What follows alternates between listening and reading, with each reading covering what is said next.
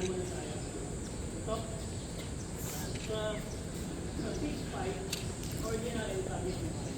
Wala namang sumusuntok ng kilo sa fish sa suki. Ang number one target mo kung kalaki yan. Okay? One of the exercises you have done earlier, you conquest like my fish. That's basically used for defending the pagpakan. Hindi galing na ito. So because you decide to block from outside, you make sure you take a block hand on this area. Pag kayo mag-block dito, kasi may possibility sumito sa yan. Lalo na po ngayon dito ang diba? So make sure dito ka mag-block. Ang advantage kasi dito, pag sumuntok, pwede mo itulak. Then you can prevent it from happening. Or kung you rely on your firearms, pwede nang gawin yun. Tulak. Take enough time, enough space for you to pull up yun. Hindi yung sumusuntok na sa yung pawin mo na ito, nagunta na sa baka. Now, secondly, if you're going to decide to block from the inside, different naman. Make sure to take the block on the inside naman. So, dito. Kasi may possibility na umabot sa panga. Kasi may mga kalapang kayong mas maaapaan kung tawagin galamay. Yun lang. Eh, wala pong matigas sa panga. Pakman nyo, mga kapatid. Matigas sa mukha, napakarami sa dito. Hindi na pangawala, ha? So from here, dito tayo, ha? Yan, ha? What? Okay, so, balik muna tayo sa first lesson. Dito na natin lang yun. Outside muna tayo. From here, ito na. Facing yourself, ulit, ito yung distraction para medyo mawala yung focus sa offensive. Ulit. 1, 2, hit. Yung hit ulit. Hit niya, make sure how to increase the punch reflect to yourself. Para mo ito, increase nyo. Para ito ang gawin mo na. 1, bakit? Para mawala yung strength niya. Yung pasok ng gawin nyo.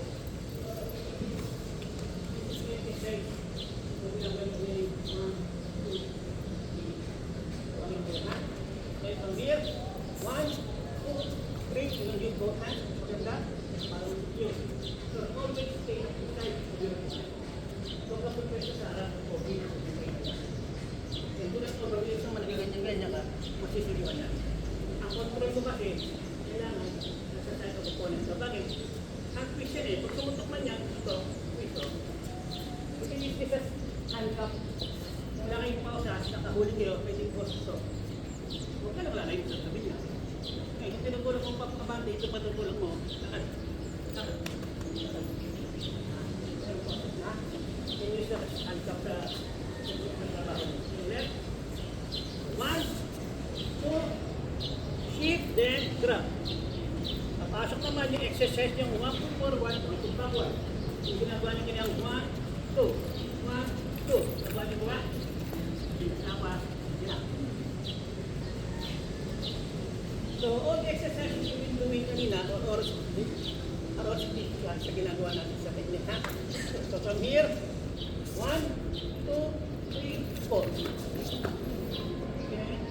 Ito yung handcuff na lang. Okay? Hindi natin. 1, 2, isang kamay. 1 step forward, 1 step backward, then flat. Slide. Kasi ito, ay iba yung Japanese martial arts eh. Think of this as a samurai sword. Samurai sword pala ito sa sila. Diba? Doon ang gagaling yan. From here, 1, 2, 3, 4. Then, pull your opponent in a 45 degrees manner. Pag yung pabanting nga niya, parang walking tutog yan eh. Hindi mabagsak yan. Kailangan hatangin mo siya in a 45 degrees manner para mawala yung balansi niya. Yan o, ganito. Para madali mo siya, magkasal. Isa lang to, yun to, pag isa lang, okay, ginagawa natin, suburan. Body weight, pwede mga tayo. Pero pag may kasama, sige, baka meron. I-twist mo lang to, pababa. Okay, this is one of the exercises naman yun. 1, 2, 3, and 2. So, lahat ng ginawa natin, masaya, no? Okay. Kuha.